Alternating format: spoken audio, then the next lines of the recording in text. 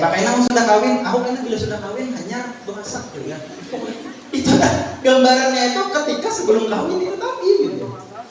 Kalau dia tuh berani dengan orang tuanya, lawan abahnya wani menyahuti, lawan mamanya tuh wani menyahuti, wani menyariki, itu sudah ada gambaran bahwa lawan laki pulang angkai wani.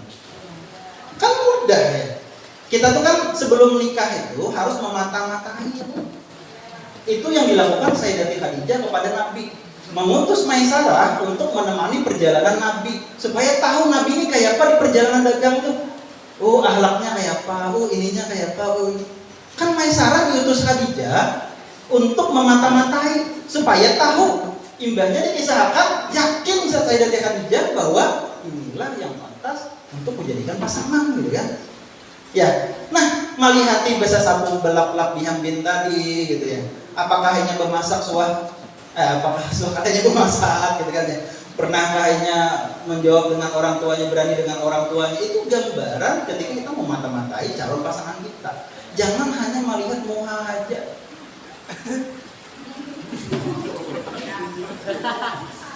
Ya, nah itu ya, artinya bertanggung jawab itu juga bagian dari bagaimana kemampuan kita memimpin diri kita sendiri. Gitu. Banyak lagi yang lain dengan menjadi pendengar yang baik, gitu kan ya.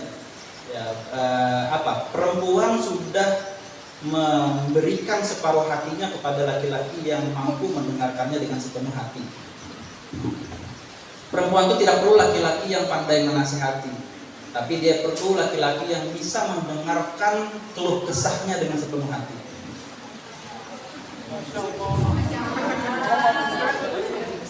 Ya lah, itu lah. Dia kalau kena masalah, misalnya kan ya datang ke kita cerita, ikam cuma kepada ini sudah, makanya jangan lihat itu ada petunjuknya latihan gitu. Ya benar ya. Oke lah, nah itu gambaran tentang bagi buah piang gitu ya. Karena saya suka ya. Oke, kita cukupkan ya. Jadi menjadi pendengar yang baik, bertanggung jawab, berpikir positif, ya bersikap baik, bersikap positif tadi, terus lagi apa tadi,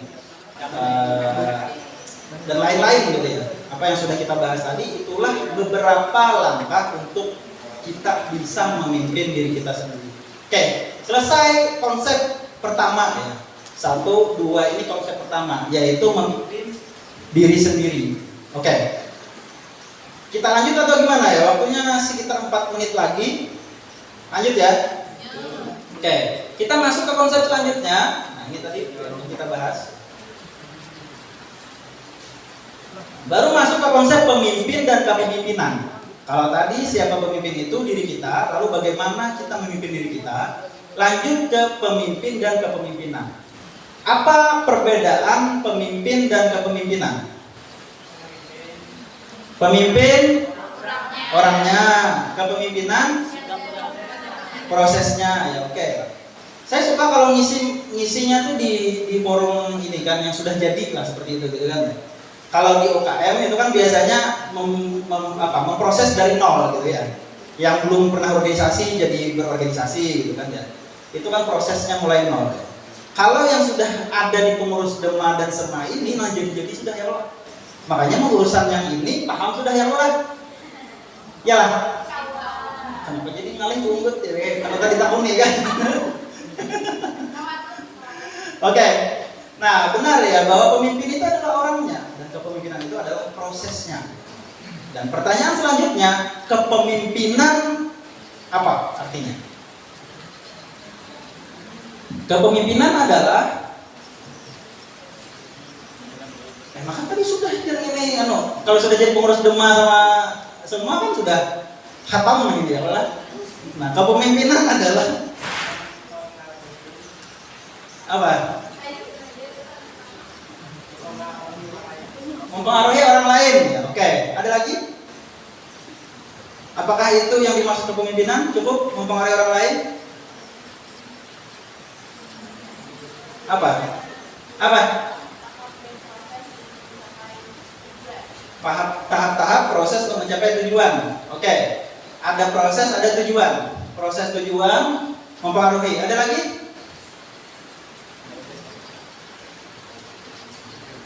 Ada lagi? Cukup, itu saja. Ada. Kemampuan seseorang untuk memimpin. Ya, oke. Bagus ya. Ada lagi? Yang lainnya? Ada lagi? Ya, memang sebagian dari kita seperti itu ya. Kadang-kadang terlihat sombong gitu kan ya. Artinya kan kalau menjawab itu, wah dia pintarnya ya. Tadi itu kan membahagiakan orang tua, menaikkan haji gitu kayak lah. Oh, beban pian itu kan kayak takjub benar gitu kan. Tanya kan dan lagi karena di perempuan kayak kita ini kan ada sombong gitu. Iya. Oke, kalau kita bicara kepemimpinan, maka kita akan ketemu dengan 3 prinsip.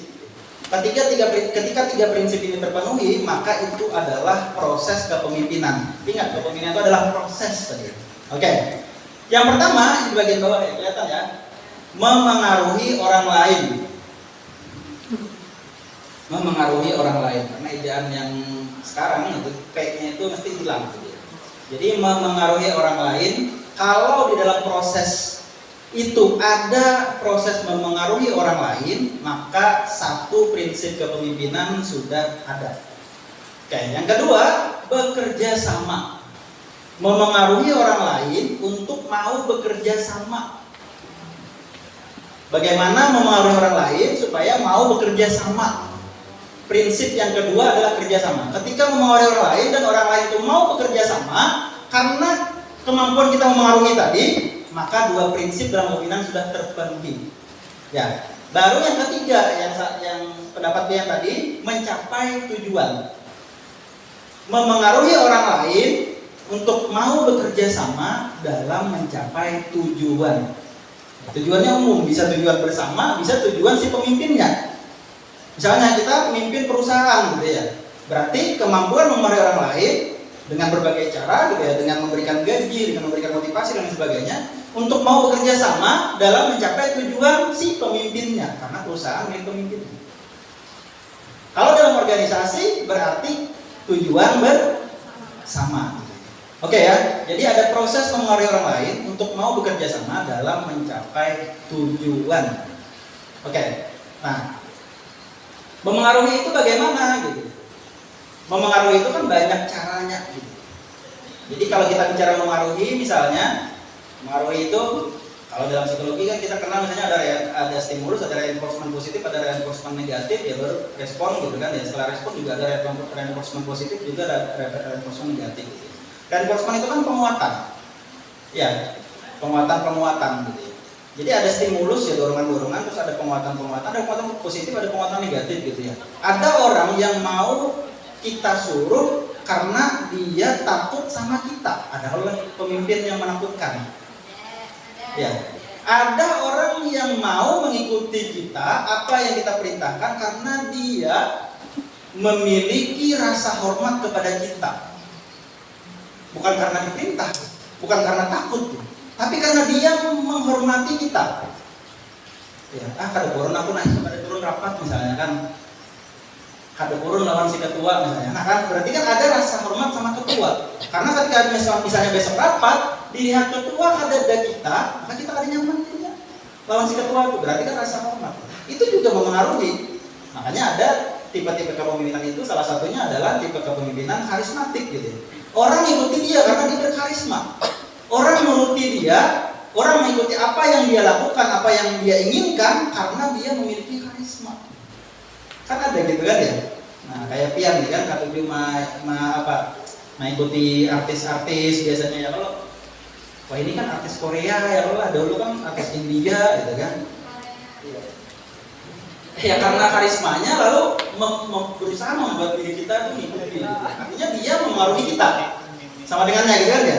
Kita terpengaruh dengan dia. Makanya orang banyak yang terpengaruh ya dengan orang lain padahal tidak orang lain tidak dengan sengaja mempengaruhi gitu. Tapi karena ada karisma tadi, itu salah satu itu. Nanti kita bahas itu.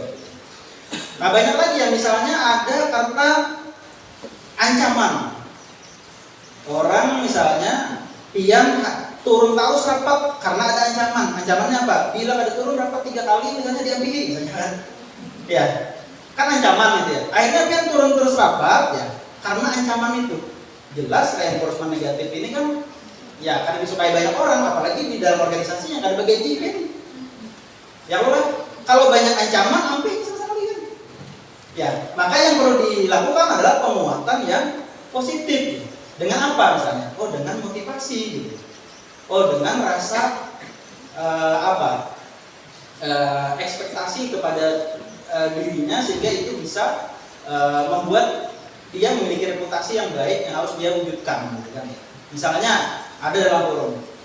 Nah, kita ini kan ada masalah, sebagian dari kita ini jarang turun rapat, yang mencontohkan yang sederhana saja. Nah, coba contoh nih si Karin orangnya lah. Nah, coba kita lihat Karinnya turun terus rapat. Nah, itu kan reputasi pada dia. Isuk-isuk dia rapat tuh kada nyaman, kada turun. Padahal saya nggak merintah dia untuk turun terus di rapat nanti gitu kan ya. Tapi karena reputasi yang saya berikan, ini kada nyaman, kada turun gitu. Karena sudah reputasinya turun terus rapat.